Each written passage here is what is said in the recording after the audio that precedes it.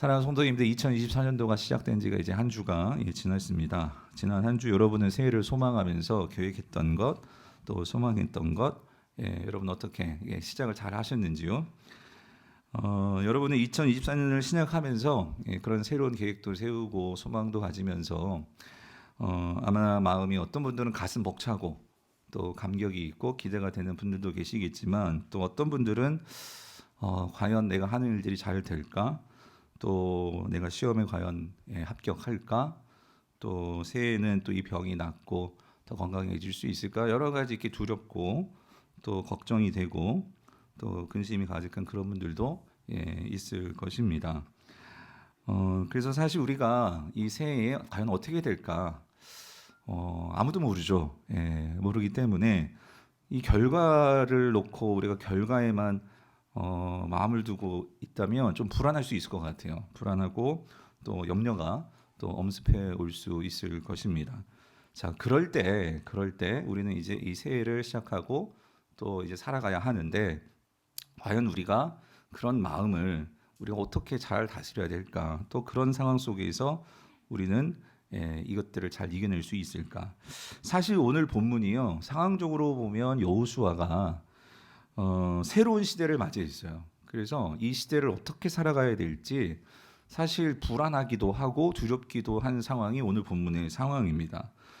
특별히 이제 광야 40년을 이제 끝내고 이제 가나안의 그 땅에 들어가는데, 문제는 새로운 땅으로 들어간다는 것은 설레는 일이지만 이 가나안 땅이 송구영 연희 때도 말씀을 드렸지만 빈 땅이 아니라 거긴 이미 가나안 민족들이 살고 있었거든요.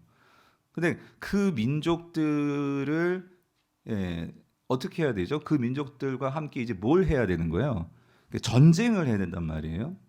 근데 전쟁을 하는데 또 문제는 이 가나안 민족들이 절대적으로 이스라엘 민족들보다도 훨씬 더 싸움도 잘하고 훨씬 더 이제 장대하고 크고 이런 상황이란 말이에요. 그러니까 서로 어떤 비교가 안 돼요. 경쟁이 안 돼요. 이런 상황 속에서 전쟁을 치러야 하니 여러분 어떻겠어요? 얼마나 그게 상황적으로만 보면 두렵고 걱정이 되고 또 낙심이 되기도 하고 그러지 않겠습니까? 그러니까 이런 두려운 상황, 불안한 상황에 지금 여호수아가 있는 거예요. 그런데 그런 상황 가운데 오늘 누가 찾아오시느냐? 이런 마음을 아셨는지 여호와 하나님이 그에게 찾아오십니다. 그래서 그에게 주시는 말씀이 이제 오늘 본문의 말씀이죠. 그래서 뭐라고 말씀하시냐면 핵심은 이거예요. 너 강하고 담대해라. 이 말씀을 주시는 거예요. 그러니까 이걸 보면 여호수아 마음이 많이 좀 두려웠구나, 많이 불안했구나 하는 것을 우리가 알 수 있죠. 사랑하는 성도님들, 오늘 여러분 마음은 어떠세요?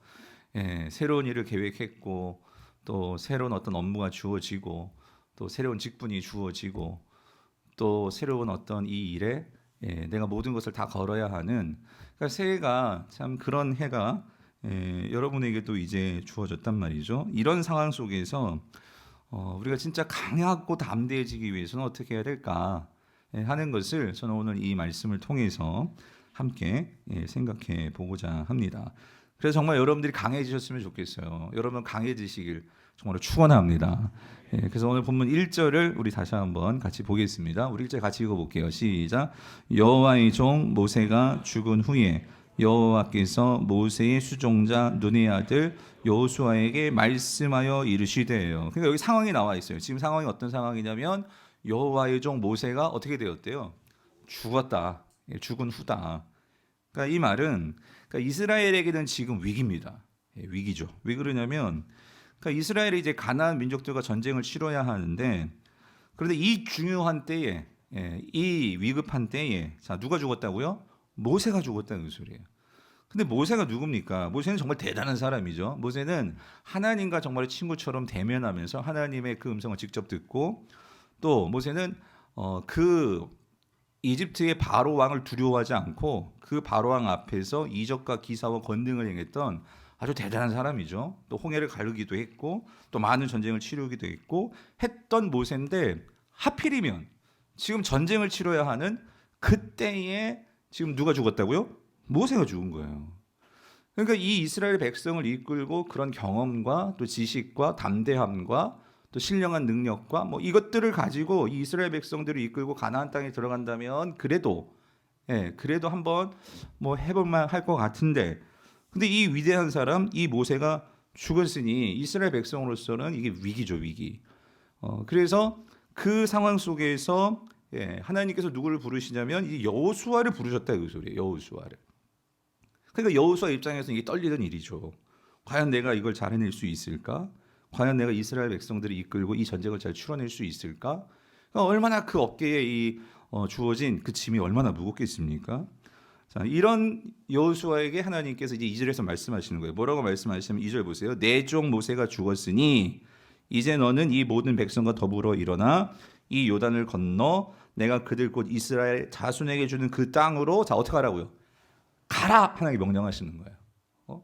그렇게 주저앉아 있지 말고 두려워하지 말고 가라. 근데 여기서 중요한 하나님의 포인트가 있어요. 뭐냐면 하나님께 뭐라고 말씀하시냐면 내 종 모세가 어떻게 되었다고요?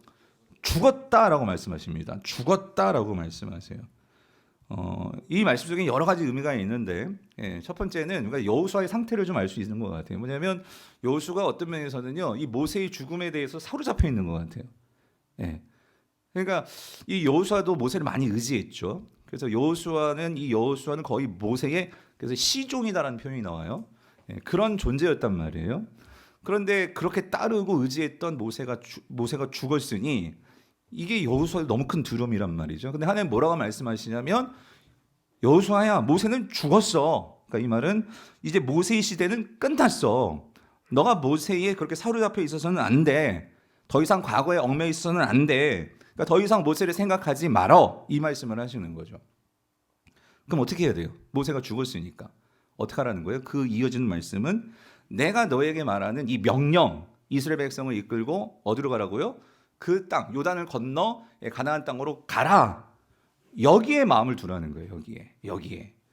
그래서 3절을 보면 말씀하시죠. 3절을 같이 읽어볼게요. 시작.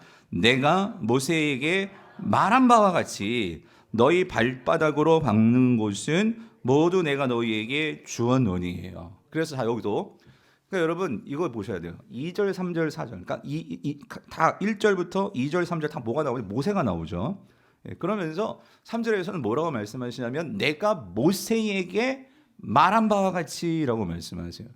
여기서는 어떤 의미가 있냐면 2절과 연결해서 생각해 보면 모세는 2절에서 뭐라고 말씀하셨어요? 죽었다라고 말씀하셨잖아요. 그죠? 그러니까 모세는 이제 간 거예요. 없는 거예요. 자, 근데 모세는 가고 없지만 지금 남아 있는 게 있어요. 변치 않고 남아서 여호수아에게 주어지는 게 있어요. 그건 뭐예요? 모세에게 말했던 뭐예요? 하나님의 그 말씀. 그죠? 말한 바. 하나님께서 주신 그 말씀은 여전히 모세는 지나가고 없지만 뭔 남아 있어요? 하나님이 모세에게 주셨던 말씀은 남아 있다 그 소리죠. 즉 모세는 죽어 없어졌지만 결코 없어지지 않는 게 있다 그 소리예요. 네가 의지하고 붙들어야 될 것은 모세가 아니고 모세에게 주었던 나의 뭘 붙들어야 돼요? 말씀. 그 약속의 말씀을 너희가 붙들어야 된다 그 소리예요. 왜 그러냐면 말씀은 사람 의지하지 않고 말씀은 스스로 존재하며 그 말씀은 반드시 성취되는 하나님의 약속의 말씀이기 때문이라는 거예요. 그러므로 하나님의 약속에 이 여호수아가 그 모든 마음과 그 뜻과 모든 것을 말씀에 둬야 한다 그 소리죠. 사람 의지에서 결과를 바라보는 게 아니라 하나님의 말씀에 의지해서 너에게 주어질 일을 바라봐야 한다 이 말씀이죠. 그러므로 여호수아서는요 뭘 말씀해 주냐면 하나님의 일은 사람 의지에서 되는 일이 아니라는 거예요. 하나님의 역사는 뛰어난 사람이라고 해서 그 사람이 하나님의 일을 이루는 것이 아니라는 거예요. 하나님의 일은 오직 하나님의 말씀을 붙들고 그 말씀에 순종하는 자들을 통해서 하나님의 일이 이루어진다라는 거예요. 이것을 보여주는 책이 여호수아서입니다. 그러므로 하나님의 약속의 성취에 있어서 중요한 것은 어떤 사람이냐가 아니라 하나님의 말씀을 믿고 순종하는 그 태도를 가진 사람이 중요하다는 거죠. 그래서 오늘 여기 3절의 뒷부분에 보면 그래서 하나님께서 그걸 말씀하세요. 그 말씀이 남아 있는데 그래서 그 말씀이 뭐냐면 너희 발바닥으로 밟는 모든 것은 모두 내가 너희에게 뭐 하겠다고요? 주겠다 그 소리예요. 주겠다. 그래서 여기서 중요한 표현은 이 발바닥으로 밟는다. 이게 무슨 말이냐는 거예요. 이거는 하나님의 말씀은 변치 않고 있어요. 하나님의 말씀은요, 오늘 저와 여러분들에게도 분명히 주어집니다. 아니, 주어졌습니다. 여러분 아멘이십니까? 근데 중요한 것은 그 말씀이 있는데, 중요한 것은 그 말씀을 가지고 뭐 하는 게 중요하다고요? 우리의 발바닥으로 뭐 하는 거? 밟는 거. 이게 뭘 말하죠? 이건 송구영신일 때도 말씀드렸죠. 하나님의 말씀이 있지만 그 말씀을 붙들고 내가 밟지 않으면 여러분 그 땅은 내 땅이 돼야 안 돼요? 안 됩니다. 그러니까 내가 밟아야 돼요. 즉 순종하지 않으면 여러분 하나님의 약속은 성취되지 않아요. 내가 그 말씀에 의지해서 하나님의 말씀을 가지고 밟아야지만 그 땅을 취할 수 있다는 거예요.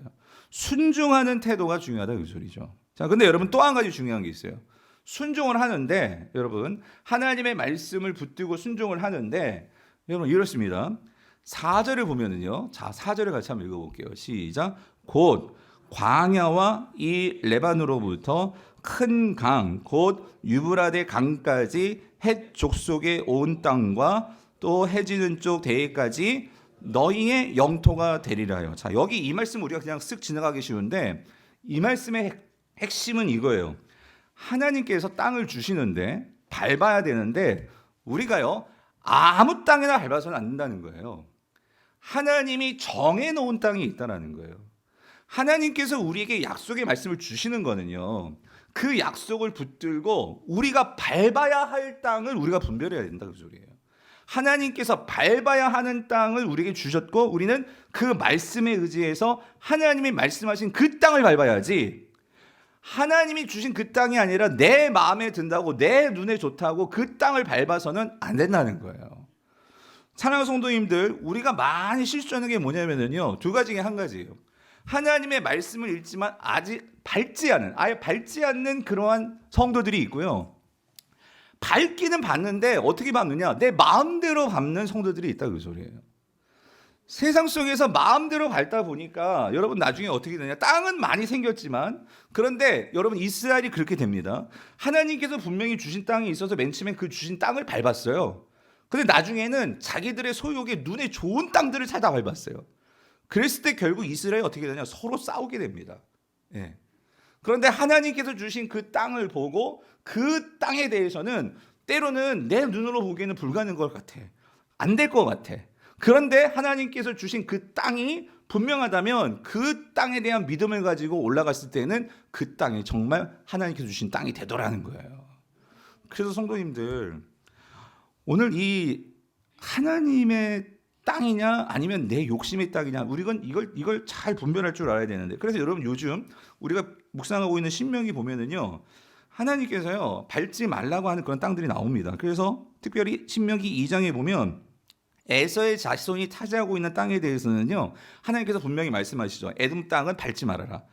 신명기 2장 5절에 보면 그들과 다투지 말라. 그들의 땅은 한 발자국도 너희에게 뭐 했대요?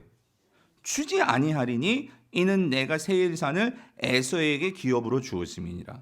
그러니까 에서에게 기업으로 준 이 땅은 밟아서는 안 되는 땅이란 말이죠. 또 한 가지, 암몬 자손의 땅도 마찬가지예요. 신명기 2장 19절을 보면 암몬 족속에게 가까이 이르거든 그들을 괴롭히지 말고 그들과 다투지 말라. 암몬 족속의 땅은 내가 내게 기업으로 줬어요, 안 줬어요? 여기 주지 아니하리니 라고 말씀하시잖아요. 왜냐하면 이는 내가 그것을 룻 자손에게 기업으로 주었음이라고 말씀하십니다. 여러분 여기서 우리가 한 가지 또 분명히 기억해야 될 게 뭐냐면요, 왜 우리가 하나님의 말씀에 순종해서 땅을 밟아야 되냐면, 여러분 잊지 마세요. 모든 땅의 주인은 누구십니까? 하나님이시라는 거예요. 그래서 하나님께서요 오늘 여러분 각자에게 우리 인생의 땅을 정해 놓으셨어요. 여호수아는요 결국 땅 분배의 이야기예요. 땅을 정해 놓으셨고 함께 올라가서 땅을 차지하지만 하나님께서 각 지파에게 주시는 땅이 다 달라요. 그래서 하나님은요 각 지파에게 맞는 분량대로 땅을 맡기십니다. 오늘 저와 여러분의 삶에서도요 하나님께서 김 집사님 주시는 땅, 박 집사님에게 주시는 땅 다 달라요. 우리는 자기 땅을, 하나님께서 주신 땅이 뭔지를 알고 우리는 그 땅을 차지해야 된다 그 소리예요. 여러분 이게 사명입니다. 사명. 하나님은 우리 각자에게 사명들을 주십니다. 그래서 그 각자에게 주신 그 사명, 부르심에 합당한 그 일을 행하는 것이 우리가 사명을 이루는 것인데, 여러분 이 사명, 그러니까 하나님이 나에게 주신 사명을 알고 그 사명대로 사는 삶은요, 복된 삶입니다. 그리고 그 삶을 결국 우리가 살아서 하나님 앞에 섰을 때 여러분 우린 나중에요 결국 후회하지 않는 삶을 살게 되는 거예요. 여러분 축원합니다. 여러분의 사명이 무엇인지 분명하게 깨닫고 발견하게 되기를 축원합니다. 그럴 때 그 사명대로 살았을 때 우리는 어떤 삶이든 우리는 하나님 앞에서요 이 놀라운 기쁨을 누리게 되는 인생이 된다 그 소리죠. 그래서 성도님들 우리가 어떻게 인생에서 담대해질 수 있느냐 강해질 수 있느냐 그것은요 하나님이 우리에게 보여주시는 우리에게 주신 이 말씀을 따라 순종하며 살 때 우리는 인생에서요 강하고 담대할 수 있다 그 소리입니다. 이것이 여호수아가 주는 핵심이에요. 그래서 여러분 보세요.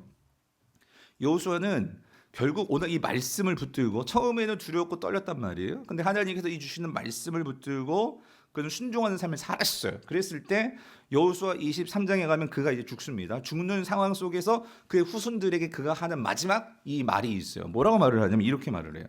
8절 같이 읽어볼게요. 시작. 오직 너희의 하나님 여호와께 가까이 하기를 오늘까지 행한 것 같이 하라요. 여호수아가 자녀들에게 하시는 말씀, 후손들에게 하는 말씀은 이거였어요. 너희들이 여호와를 어떻게 하라?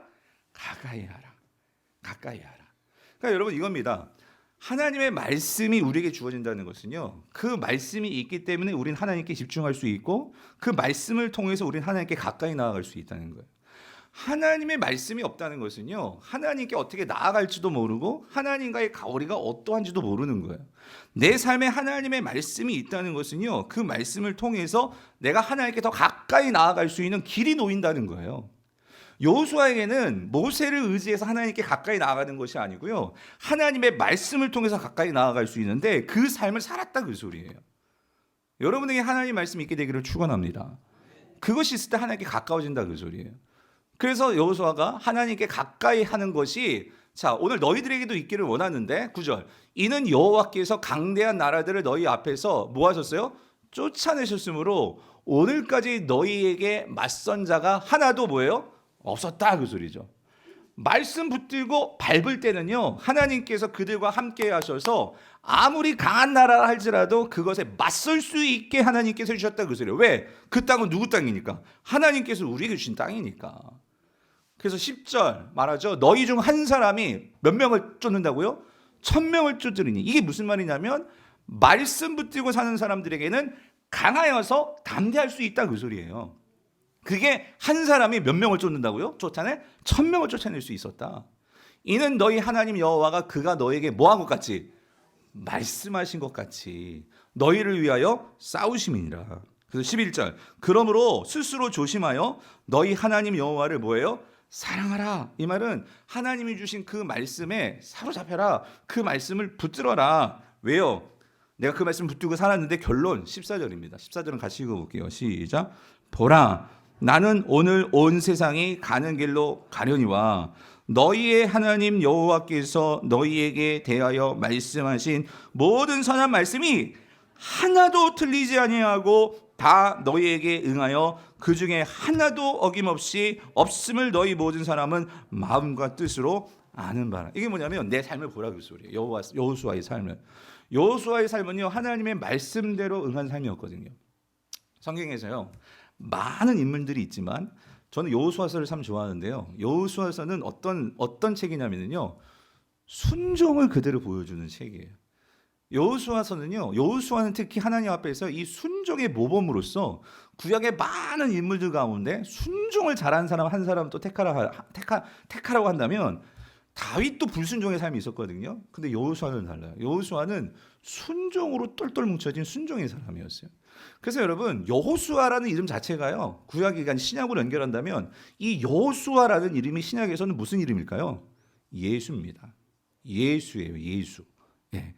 그러니까 이 여호수아라는 뜻이 구원하다라는 뜻이 있거든요. 그러니까 여호수아는 어떤 면에서는 철저하게 하나님의 말씀에 응한 그 말씀에 순종한. 그런데 여러분 하나님의 말씀을 가장 확실하게 이루시고 순종하신 분이 누구십니까? 예수님이시란 말이에요. 근데 그 예수님의 그림자로서 구약에서 예수를 보여주는 우리 표처럼 예수를 읽고 예수를 닮고 예수를 닮았던 구약의 인물이 누구냐면 그게 누구라는 거예요? 여호수아라는 거죠.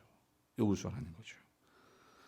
그래서 성도님들, 여호수아는요, 오늘 본문에서 1장에서는 정말 두렵고 떨림이 있었지만 우리가 여호수아서를 점점 읽어 나가면서 보는 여호수아의 모습은요, 강하고 담대한 삶을 보여줍니다. 그랬을 때 여러분, 어떻게 여호수아가 그렇게 강하여서 담대한 삶을 살 수 있었느냐? 오늘 마지막 여호수아가 죽음을 앞두고 하는 말에서 알 수 있는 것은요, 그건 이거예요. 강하여 담대해지는 비결은요, 내가 얼마나 하나님과 가까이 있느냐 이거라는 거예요. 내가 얼마나 하나님과 그 하나님의 말씀과 가까이에 있는가 하는 것이 결국 여러분의 삶의 담대함과 이 강함을 드러낼 수 있다는 거죠. 내가 하나님 말씀에 가까이 밀착되어 있으면 있을수록 우리는 인생에서 어떤 모습을 가질 수 있느냐? 강한 모습, 담대한 모습을 가질 수 있다 그 소리예요. 왜요? 하나님의 말씀에 가까이 가면 가까이 갈수록 그 말씀은 우리에게 지혜를 줍니다. 하나님의 지혜를 준다는 것은요, 하나님께서 우리와 함께 하심이 분명히 드러나기 때문에 그 지혜는요, 우리가 이 세상의 것들을 분별할 수 있게 만들어줍니다. 내 마음을 뭐에 쏟아놔야 되고 내 마음을 어디에서 버려야 할지를 분명하게 분별할 수 있게 해줍니다. 그러면 우리가 내 마음이 이 세상 것 때문에 그렇게 마음이 거기에 사로잡혀가지고 두려워하고 우울하고 그러할 이유가 없는 거예요. 이거를 알기 때문에 우리는 낙심과 불안과 두려움에서 우리는 벗어날 수 있게 된다 그 소리죠. 이게 어디서 나오냐면 하나님의 지혜에서 나오는 거예요. 근데 이 하나님의 지혜가 어디서 나오냐? 하나님 말씀에 가까이 있으면 있을수록, 여러분, 당연히 태양이요, 어떤 열에 가까이 가면 가까이 갈수록 우리가 어떻게 돼요? 뜨거워지죠. 온도가 올라가죠. 그 어떤 발열체로부터 혹은 뭐 태양이든지 멀어지면 멀어질수록 차가워질 수밖에 없는 거예요. 당연한 자연의 원칙이에요. 그렇기 때문에 여러분, 우리는요, 이거를 점검해 보셔야 돼요. 여러분, 우리가 올 한 해 이 새해를 시작하면서 오늘 성도로서 우리가 새해를 살기 위해서는요, 마치 이런 겁니다. 예를 들자면 여러분이 어디를 여행을 가려면, 차를 가지고 여행을 가려면 여러분 차에 뭐를 점검해 보셔야 돼요? 뭐 다른 것보다도 가장 기본적인 것은요, 뭘 보셔야 돼요? 그냥 연료가 있냐 없냐를 봐야 되잖아요. 그죠? 이 연료가 충만하게 채워져 있느냐 없느냐, 그러니까 능력을 보셔야 된단 말이에요. 오늘 우리가 올 한 해를 살아가야 되는데 우리가 어떤 일을 만날지 몰라요. 그거는 우리가 그것보다도 그건 모르는 일이고, 그런데 어떤 일이 만나서 어떻게 될지 우리는 그거에 신경 쓰기보다도 우리가 먼저 준비하고 점검해야 될 게 있는데, 그건 뭐냐면요, 우리의 능력이다 그 소리예요. 그런데 성도에게 있어서 어떤 일을 만나든지 두려워하지 않고 담대해질 수 있는 그 능력은요, 뭐에서 나오느냐? 여호수아서가 분명히 우리에게 보여주는 것은 뭐냐면요, 워낙 이 하나님의 말씀에 대한 순종의 능력이라는 거예요. 여러분은 순종을 어디까지 해보셨냐고요? 하나님의 말씀이 내게 주어졌을 때 그 말씀을 가지고 내가 어느 정도까지 순종을 해보셨냐고요? 성도로서 우리가 점검해야 될 것은요, 내게 순종의 능력이 어디까지 있느냐. 하나님께서 바라시는 것은요, 예수의 순종의 능력까지 우리가 나아가기를 원하세요. 그게 뭐냐면 예수의 장성한 분량이 충만한 데 이르는 것. 이건 결국 순종의 능력이에요. 우리가 순종의 능력이 주님을 닮게 되는 것을 하나님은 기대하신단 말이죠. 그런데 오늘 저와 여러분의 삶에서 나는 얼마나 이 순종의 능력을 갖추게 되었냐 그 소리죠. 그래서 여러분, 하나님께서요, 결국 이 아직 여호수아는 완성된 자가 아닙니다. 이제 첫 사명을 가지고 이스라엘 백성들을 이끌고 가나안 땅에 들어가서 전쟁을 치러야 돼요. 앞으로. 그러기 위해서 하나님께서 오늘 본문에서요, 가장 중요한 네가 강해서 담대해질 수 있는 능력이 뭔지를 오늘 본문이 가르쳐 주는 건데, 그게 순종의 능력인데, 여러분, 순종은요 한 번에 그냥 완성되는 게 아니에요. 순종은요 점진적으로 우리가 연습과 훈련을 통해서 순종의 능력이 채워져야 돼요. 그래서 이 순종의 능력이 채워지기 위해서 하나님께서요, 여호수아에게 주는 아주 중요한 말씀이 있어요. 특별히 가나안 전쟁을 치러야 되는데, 이제 가나안 전쟁은요 하나님의 전쟁이거든요. 하나님의 전쟁이라는 것은 하나님의 방법으로 치루어져야 하는 전쟁이에요. 세상 방법으로 치러지는 전쟁이 아니라 하나님의 계획 속에서 하나님의 방법대로 치루어져야 하는 전쟁이에요. 싸우는 것은 결국 하나님께서 싸우실 거예요. 우리는 그의 도구일 뿐이죠. 그렇다면 하나님께서 싸우심에 있어서 오늘 하나님과 함께하는 자들에게 가장 중요한 게 뭐겠어요? 무슨 능력이겠어요? 그게 순종의 능력이란 말이죠. 그래서 오늘 하나님께서요, 여호수아에게 이런 말씀을 주십니다. 우리 8절이에요. 오늘 중요한 말씀 8절 같이 한번 읽어볼게요. 시작. 이 율법책을 내 입에서 떠나지 말게 하며 주야로 그것을 묵상하여 그 안에 기록된 대로 다 지켜 행하라. 그리하면 내 길이 평탄하게 될 것이며 내가 형통하리라 라고 말씀하시는 거예요. 여러분 이 말씀이 이 상황을 꼭 생각하고 이 말씀을 보셔야 돼요. 지금 이 상황은 이제 가나안 땅에 들어가서 뭘 해야 된다고요? 전쟁을 해야 돼요. 전쟁을. 그러면 이 전쟁을 치르려면 여러분 한번 상식적으로 생각해 보세요. 뭘 준비해야 되겠어요? 뭐 무기를 준비하든지 전략을 짜든지 뭐 군대를 어떻게 형성하든지 뭐 이런 거 아니겠어요? 작전을 짜든지. 근데 하나님은 참 이상해요. 그게 아니라 하나님은 이 중요한 상황 속에서 뭘 하라고 말씀하시냐면 뭘 하시래요? 뭘 하래요? 말씀을 붙들으라는 거예요. 그래서 여기 보세요. 이 율법책을 내 입에서 떠나지 말게 하며, 이 말은 뭐냐면요, 말씀은 있잖아, 소리내서 읽어 이거예요. 소리내서 읽어라. 근데 여러분 입에서 떠나지 말게 하며 소리내서 읽어, 이 말은요, 여러분 왜 소리내서 읽으라고 하나님께서 말씀하시는 걸까요? 왜 말씀을 소리내서 읽어야 될까요? 이건 방법이고요. 목적은 뭐냐면은요, 왜 내 입에서 떠나지 말게 해라, 이번 항상 소리내서 읽어라, 이 말은 뭐냐면은요, 말씀에 집중해라, 그 소리. 집중해라. 네. 여러분 우리가 소리내서 읽는다는 것은요, 집중하기 위해서다, 그 소리예요.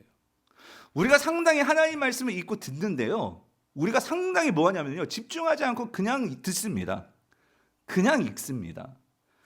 우리가 하나님께 가까이 가는 것이 내가 능력이라고 했잖아요. 그러면 하나님께 가까이 나아가려면요, 여러분 뭐 공부 잘하는 애들도 집중력 하지만 여러분 신앙인으로서 다른 건 모르겠고요, 여러분 이 능력을 키우셔야 돼요. 순종이 안 되는 것은요, 우리가 하나님께 집중하지 못하기 때문이에요. 집중하지 않으면은요, 하나님의 마음을 읽어낼 수가 없어요. 여러분 누군가 나에게 뭔가 이렇게 일을 시켜요. 근데 막 내 생각에 사로잡혀 있으면 하기 싫어요. 근데 그 사람이 왜 그거를 하라고 하는지 내가 그 사람의 마음을 이해하게 되면은요, 내가 하기 싫어도요, 그 사람의 마음을 알기 때문에 어떻게 해줘요? 해주고 싶은 거예요. 무슨 말이냐면 우리가 하나님의 마음에 집중하지 못하면 하나님의 마음을 알 수가 없고요, 하나님의 말씀을 알지 못하면 마음을 알지 못하면은요, 목사가 무슨 말을 해도 여러분 그게 안 들어와요. 여러분들이 무슨 마음을 가지고 읽으려고 해도 하나님 마음으로 내 마음이 채워지지 않으면은요, 하나님 말씀은 그냥 떠다니는 거예요. 아무런 능력이 되지 않아요. 지금 여호수아에게 하나님께서 내 입에서 떠나지 말게 하며, 이 말은요, 네가 좀 내 마음에 집중해라, 그 소리예요. 하나님의 마음에 집중해라, 그 소리예요. 집중하려고 소리내서 읽어라, 이 말이란 말이죠. 그리고 또 한 가지, 여기서 그렇게 집중해서요, 왜 집중해야 되느냐, 그래서 그 말씀을 주야로 밤낮으로 그것을 뭐 하래요? 묵상해라. 그렇죠? 묵상해라.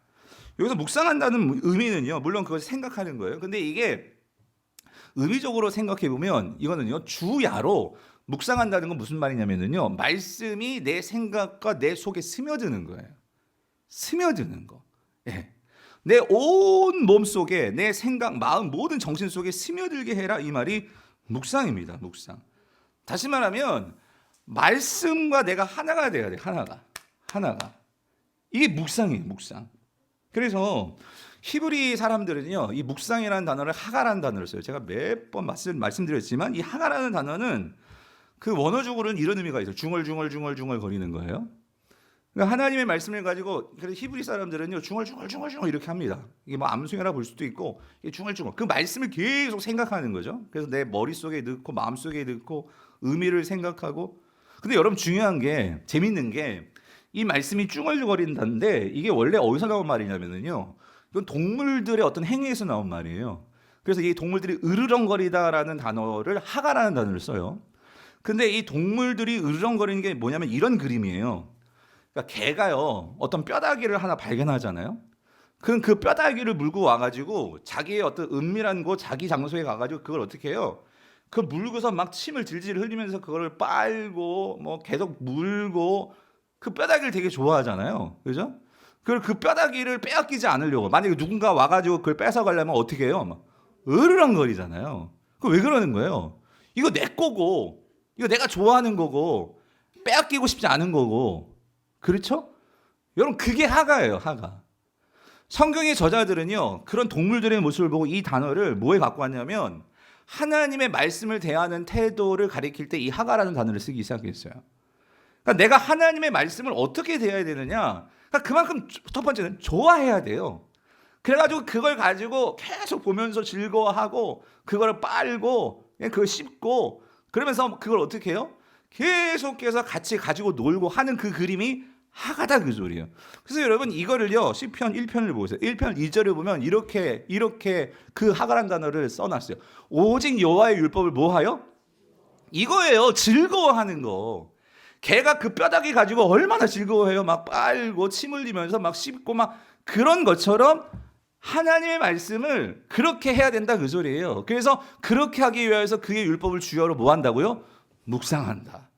묵상한다.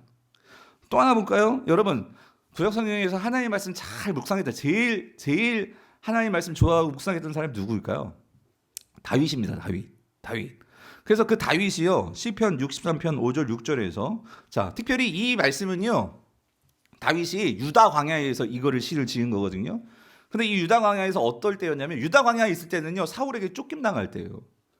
자기를 죽이겠다 하고 막 쫓아오는, 여러분 누구에게 이 쫓김 당해 보셨어요? 이게 얼마나 피곤한 삶이에요. 빚쟁이에 쪼달리고 막 죽이겠다고 협박하고 막 그런 인생들이 얼마나 힘들고 얼마나 정말 도망자의 삶이 어렵냐고. 근데 이 다윗이 그런 상황 속에서 이런 시를 지었어요.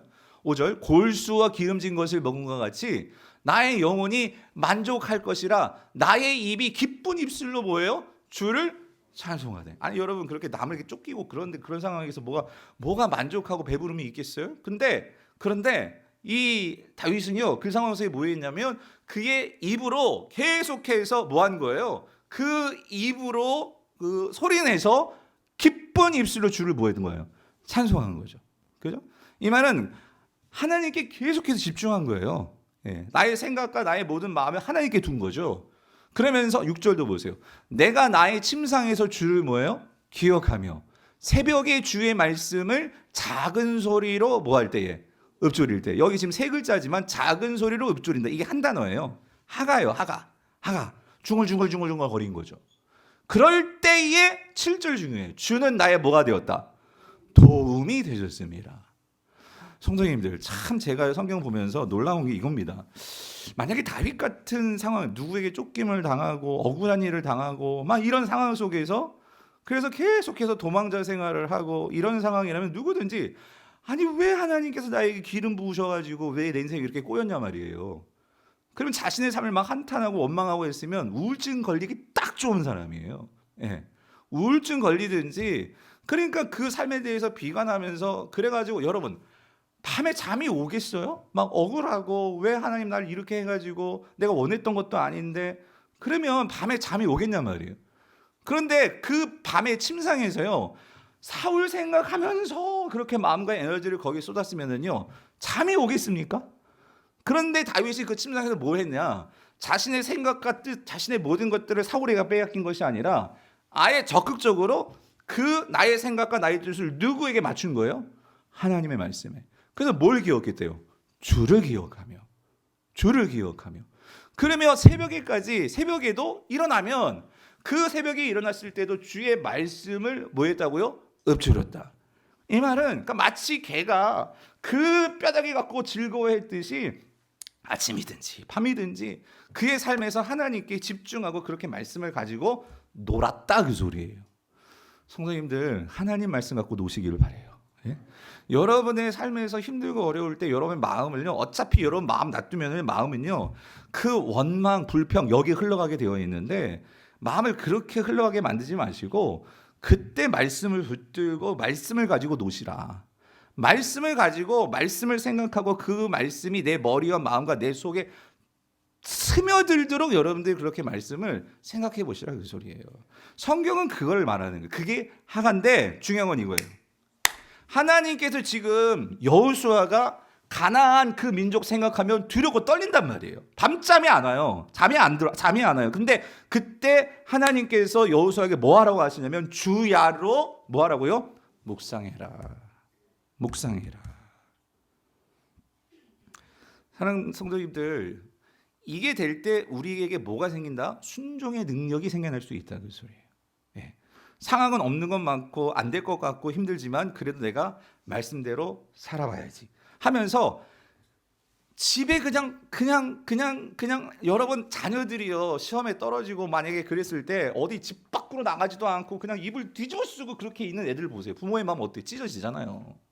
저러다고 제 인생 완전히 망치는 건 아니야 하면서 시험에 떨어진 것보다도 얘 완전히 우울증에 빠지거나 뭔가 정신적으로 잘못될까 봐 그러니까 이런 거 아니겠어요? 하나님도 마찬가지예요. 여러분 여러분의 삶에서 뭐가 안 되고 뭔가 실패하고 그랬을 때에 그 집 다 커튼 젖히고 막 그 어두운 방에 혼자 그냥 이렇게 있는 게 아니라 그럴수록 우리는요 어떻게 된다고요? 말씀이 있는 곳에 여러분 그 여러분의 방 안에서도 하나님의 말씀을 펴면 그 하늘과 이 여러분의 삶이 연결이 된단 말이에요. 말씀이 있는 곳에 나와서 성도들이 같이 말씀을 듣고 찬양하고 하나님께 집중하는 곳이 있다면 같이 와서 하나님을 찬양하고 말씀을 듣고 한다면 여러분 우리가요 그 안에서 즐거움이 회복이 되면 여러분 삶에 기쁨이 들어올 때 여러분의 인생에 빛이 들어오는 거예요. 그래서 자 여러분 이 8절이요 오늘 다시 한번 8절을 보여주실래요? 8절의 말씀이요 사실은 그동안 우리가 이 말씀에서 떠나지 말고 또 묵상하고 이런 차원이 그러니까 하나님께서 여호수아 개인에게 주시는 말씀으로 우리가 이렇게 이 말씀을 이해해서 이 말씀을 개인적인 어떤 큐티, 개인적인 말씀 묵상 생활에 우리가 이 말씀을 많이 적용했어요. 근데 제가 이번에 설교 준비하면서 다시 한번 또 하나 새롭게 발견한 게 뭐냐면은요. 요즘 이제 고대 사회나 뭐 1세기 그러니까 초대교회 혹은 초기 교회라고 말하는 사람들의 성경 읽기에 대한 연구들이 무수하게 지금 많이 쏟아지고 있는데 이런 연구들이 있어요. 고대 사회에서 사람들은 성경을 어떻게 읽었을까? 여러분 생각해 보셨어요? 지금이야 우리는 누구나 다 성경 갖고 있잖아요. 그러니까 혼자 집에서도 뭐 차 타고 가면서도 어디서든지 말씀 묵상할 수 있지만 고대 사회는 이런 책이 어디 있습니까? 고대 사회에서의 성경 읽기는요 혼자 읽는 게 아니에요. 어떻게 읽을까? 같이 공동체적으로 읽는 거예요. 그래서 누군가가 그 성경을 그게 제사장이 됐건 뭐 레위인이 됐건 혹은 회당에서 예수님 당시에는 읽어주죠. 예. 읽어줄 때 사람들이 같이 그거를 어떻게 읽는 거냐면 사람들은 그걸 뭐 어떻게 읽는 거예요? 들어서 읽는 거예요. 들어서. 그래서 들어서 읽고 들어서 기억나는 말씀들을 그들이 삶으로 가지고 와서 삶 속에서도 들었던 그 말씀들을 계속 생각하면서 사는 거예요. 그래서 여러분 이런 거죠. 오늘 다른 거 다 잊어버려도 여러분 오늘 설교 제목 꼭 기억하고 가시기 바래요. 오늘 설교 제목이 뭐죠? 예수를 읽고 담고 담는 자가 되자는 거죠. 그러니까 여러분이 이걸 가지고 오늘 집에 가셔서 설거지를 할 때 운전을 할 때 계속 그걸 생각하는 거예요. 아 예수를 읽고 예수를 담고 예수를 닮아야지. 그럼 어떻게 해야 돼요? 우리가 어떻게 하면 더 그럴 수 있을지 결국 성경이 예수님을 말해주는 거니까 성경을 읽어야겠지. 그리고 성경을 생각해야겠지. 그리고 성경을 가지고 어떻게든지 살아보려고 해. 그러니까 이렇게 생각들을 하면서 그게 어떻게 되는 거예요? 내 안에 스며드는 거죠. 그래서 여러분 오늘 여호수아서에서 하나님께서 여호수아에게 내 입에서 떠나지 말게 하라 이 소리는 하나님의 말씀을 읽으라는 거죠. 여호수아가 이 말씀을 읽을 때 누가 또 이 말씀을 들을까요? 이스라엘 백성들이 듣는 거예요. 즉 여호수아에게 지금 하시는 말씀은 여호수아에게만 지금 주시는 말씀이 아니라 이 말씀은 누구에게 주시는 거예요? 이스라엘 백성 전체들에게 주시는 말씀이에요. 여호수아가 말씀을 읽을 때 그 말씀이 혼자 읽는 게 아니라요. 그 읽을 때 그 말씀은 이스라엘 백성들과 같이 읽게 되는 거죠. 그리고 그 말씀을 가지고 묵상한다는 것은요. 주야로 묵상한다는 것은 여호수아 혼자만 묵상하는 것이 아니라 이스라엘 백성 전체가 하나님의 말씀을 같이 묵상하게 되는 것을 이건 전제로 한 말씀이다 그 소리예요. 여러분 여호수아만 나와서 싸울 거예요? 누가 싸워야 돼요? 이스라엘 백성들이 싸워야 됩니다. 그래서 이와 관련해서 영국 구약 신학자 데이비드 펄스 교수님이 계세요. 이분이 이제 여호수아서를 주석을 했는데 이 8절 말씀을 이렇게 주석을 했어요. 자, 그대로 적어왔는데 들어보세요. 8절을 주석하는 거예요. 오늘 본문. 여기서 말하는 묵상은 궁극적으로 공동의 것이다. 공동체로서 성경을 묵상할 수 있는 관행을 만들기 위해 애써야 한다는 의미다. 소그룹 성경 읽기는 그렇게 할 수 있는 대단히 좋은 방법이다. 우리는 공동체 안에서 함께 성경을 읽으며 성경이 원래의 배경에서 무엇을 의미했는지 이해할 뿐 아니라 또한 우리 자신이 처한 상황에서 성경이 어떻게 가장 실질적으로 말하고 있는지 살펴보도록 서로 도전한다. 결국 그리스도 안에서 우리를 위한 하나님의 목적에 입각해서 공동체의 삶을 형성하려고 기도하고 의식적으로 애쓸 때 우리가 어디에 가든 예수님이 우리와 함께 하신다는 것이 무슨 의미인지를 또한 발견한다는 거죠. 그러니까 무슨 말이냐면 여러분, 성경을 우리가 개인적으로 읽고 묵상하는 것도 필요해요. 하지만 우리가 고대 우리 신앙의 선배들이 성경을 읽으면서 하나님께서 그들을 이끄셨던 방법 중에 중요한 게 뭐냐면 성경을 혼자 읽는 것이 아니라 성경을 어떻게 했어요? 함께 읽고 묵상하고 그래서 공동체적으로 하나님의 뜻에 순종하면서 그래서 함께 하나님을 알고 신학적으로 말하면 예수 그리스도를 함께 닮아가는 삶으로 하나님은 그들을 인도해 가셨더라는 거예요. 그래서 성도님들, 올해 우리의 성경표 주제 성구가 에베소서 4장 13절이잖아요. 제가 금요일에 분명히 말씀드렸어요. 우리가요, 하나님의 아들을 믿는 것, 아는 것, 이게 하나가 되어서 온전한 사람을 이룬다. 그래서 온전한 사람을 이룬다는 것은 예수를 닮은 사람이 되는 거예요. 그렇게 닮은 사람이 되기 위해서 우리는 계속해서 성장해 가야 돼요. 그게 그리스도의 장성한 분량이 충만한 데까지 이르는 거예요. 이게 우리들 각자의 목표예요. 맞죠? 아멘이시죠? 그런데 제가 놓치지 말라고 한 게 있어요. 이게 어떻게 그렇게 되느냐? 우리가 어떻게? 우리가 함께. 그러니까 다시 말하면 이렇게 되는 일이 하나님의 그 방법 중에는요, 이게 공동체적으로 되는 거다 그 소리예요. 사단은요, 참 이게 교묘해가지고요, 오늘날 서구 사회와 이 모든 사회의 우리의 문화는 다 개인주의거든요. 그런데 신앙조차도 개인주의로 만들고 있어요. 하나님은 개인주의가 아니에요. 하나님은 개개인들이 하나님을 만나고 알아가는 것도 필요하지만 그렇게 끝나는 게 아니라 그렇게 하나님을 알아가는 사람들을 모아놓은 공동체가 뭐예요? 그게 교회란 말이에요. 교회. 이 일들이 공동체적으로 되는 것이 하나님의 계획이고 성경이 우리에게 보여주는 모습이라는 거예요. 그런 면에서 여러분, 우리가 함께 그 예수 그리스도를 알고 예수 그리스도를 닮고 예수 그리스도를 닮아가는 일들이, 여러분 혼자는요 하다가 지치고요 그냥 나가 떨어지기 쉬워요. 그리고 사단이 그런 사람들 꼭 공격해서 넘어뜨립니다. 그럴 때 우리가 같이 있을 때 어떻게 돼요? 그래도 함께 가게 되고 함께 이 일들을 해나갈 수 있다는 거죠. 그래서 여러분 오늘 8절 다시 한번 보여주세요. 8절에서 보세요. 우리가 그것을 묵상하여 그 기록한 대로 다 지켜 행하잖아요. 그럴 때 내 길이 평탄하게 될 것이고 내가 형통한대요. 여러분 여기서 형통한다는 의미가 뭐예요? 막 승승장구하고 성공하고 막 떼돈 벌고 막 대박 나고 이게 형통입니까? 세상은 그게 형통이죠.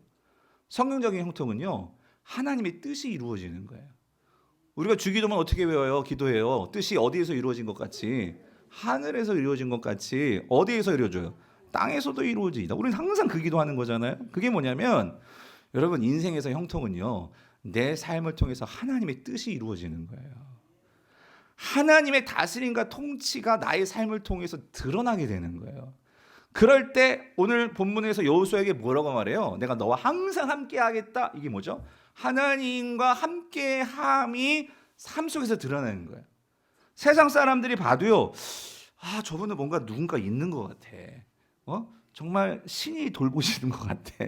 아니면 신과 함께야. 여러분 이게 그냥 나오는 게 아니라 진짜 그렇게 함께 하시는 분들은 보여집니다.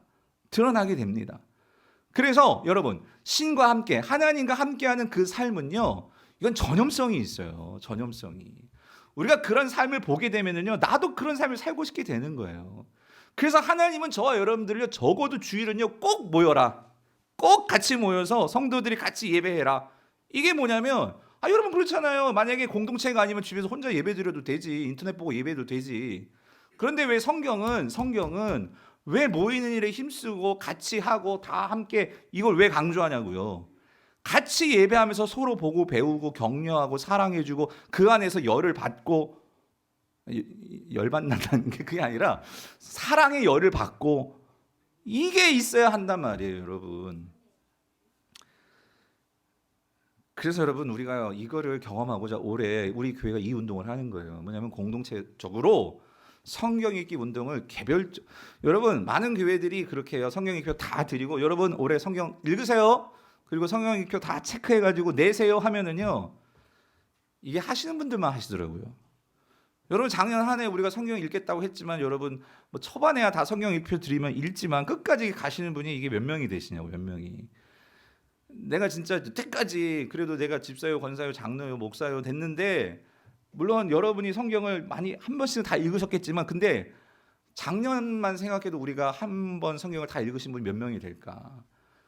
그래서 아예 결단하고 하나님께 기도했던 거예요. 뭐냐면 올해 하나님 우리 모든 성도님들이 한번 성경을 읽어가지고 우리 교회가 하나님께 기쁨이 되어드리는 그래서 모두가 더 하나님께 가까이 나아가는 일에 공동체적으로 그렇게 힘쓸 때 과연 이 공동체가 어떤 일들이 벌어질지를 저도 보고 싶고 하나님 그런 일들이 좀 생겨나게 하여 주셔서 근데 여러분 이게요 이 부분에서 많은 교회들이 상당히 이것이 얼마나 하나님께 가까이 나아가는 것이 성도들이 담대해지고 기쁨이 회복되고 이런 거를 아는 교회들이요 지금 많이 생겨나고 있는데 그래서 이 리딩 지저스라는 특별히 제가 성경 프로그램을 제가 선택한 것은 이것이 성경을 그냥 읽는 게 아니고요. 이 성경이 우리에게 보여주려고 하는 성경의 주제인 예수 그리스도. 그 예수 그리스도를 따라 성경을 읽는 프로그램이 리딩 지저스예요. 그래서 제가 작년에 그 세미나 갔다 왔잖아요. 제가 뭘 보러 가려냐면 이걸 진짜 한 교회들이 어떤 열매가 있나를 좀 보고 싶어서. 근데 그거를 보여준 영상이 있어서 제가 갖고 왔는데 여러분 한번 영상을 보고 설교 결론을 내릴게요. 영상 보고 같이 말씀을 나누겠습니다.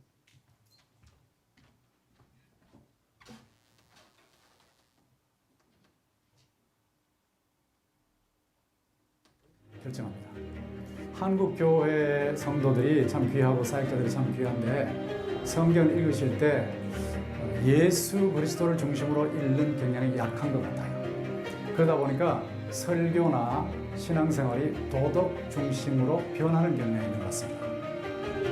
제가 듣기로는 중경교회에서 한 2,300명 정도, 제가 섬기던 대구동신교회도 1,200~300명 정도 리딩 지저스 이 프로그램에 들어와 있는 것으로 알고 있는데요.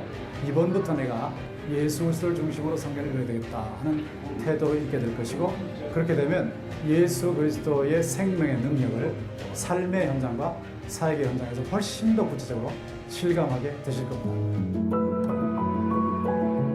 저희 교회는 훈련과 교육이 특화된 교회입니다. 여러 가지 제자훈련, 사역훈련, 조직신학훈련, 선교훈련들이 있는데요.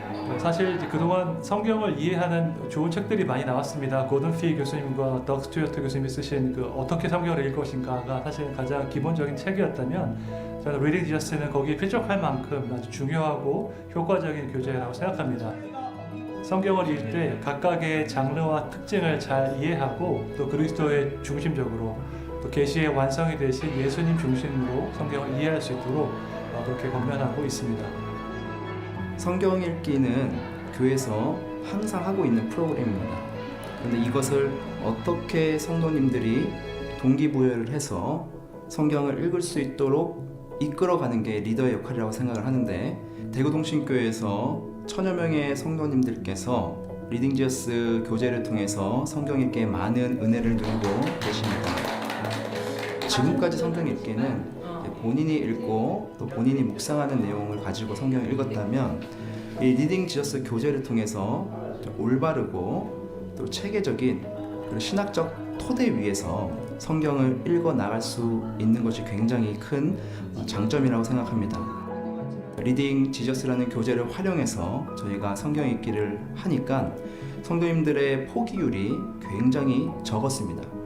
처음 시작해서 지금 반 이상이 지났는데 90% 이상이 하고 있고 매일매일 제가 읽어야 될 본문과 공부해야 될 영상 이런 자료들을 제가 올려드립니다. 그럼 그것을 가지고 다른 모든 소그룹원들도 함께 같이 매일매일 성경을 읽어 나갑니다.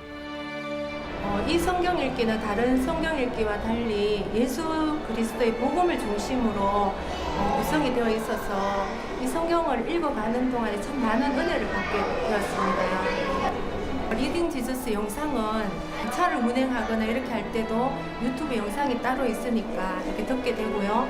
이 프로그램을 참여하지 않은 다른 분에게도 이 성경 본문이 이런 뜻이 있었어라고 제가 이렇게 보내주고 활용을 하고 있습니다.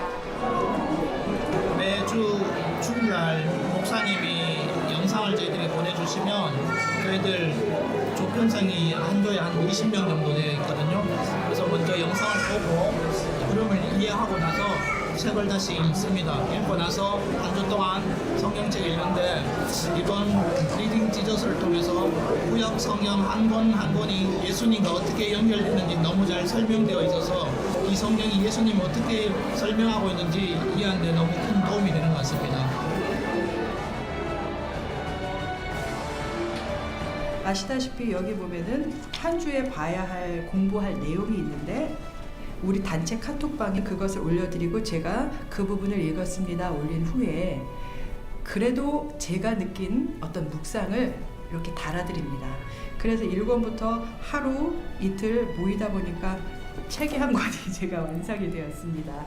처음에는 좀 오늘 읽다가 좀 지치시고 밀리시고 하셨던 분들도 제가 끊임없이 꾸준히 올리다 보니까 나중에는 조금 늦더라도 참여하셔서 감사하게 저희 팀에 중도 탈락자가 없는 은혜를 누렸습니다.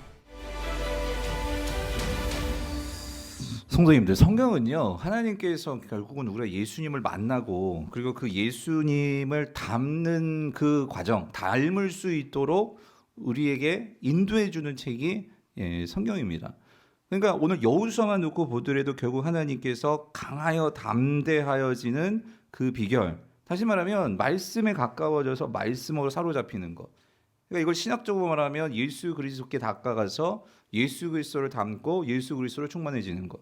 이게 결국 하나님께서 우리가 강하여서 담대해질 수 있는 그 비결의 그게 결정판이라는 거죠. 말씀을 읽겠습니다. 사랑하는 성도님들, 다른 것보다도 오늘 여러분 이 한 해가 정말 그 어떤 한 해, 우리는 매년 새로운 한 해를 맞게 되겠죠. 주님 부르시는 그 날까지. 그런데 올 한 해가 저도 그렇고 여러분도 그렇고 우리 남은 삶에 있어서 정말 강하여서 담대해질 수 있는 비결이 뭐냐? 그랬을 때 우리가 이 하나님 말씀에 더 가까워지고 집중하고 묵상할 때 어떤 삶이 이루어지느냐 하는 것을요, 우리가 공동체적으로 우리가 같이 보고 경험할 수 있는 그런 한 해가 될 수 있기를 간절히 축원합니다. 그래서 이 일을 위해서 우리 직분자들, 또 우리 순장님들, 뭐 장로님, 정말 우리가 함께 한번 집중해 보고, 그래서 이런 일들이 또 다음 세대들에게도, 우리 자녀들에게도 이런 열매들이 정말 보여줘서 올 한 해가 정말 예수 그리스도를 중심으로 우리가 예수를 읽고 예수를 닮고 예수를 닮아가는 그런 은혜들을 누리는 축복이 있게 되기를 간절히 축원합니다.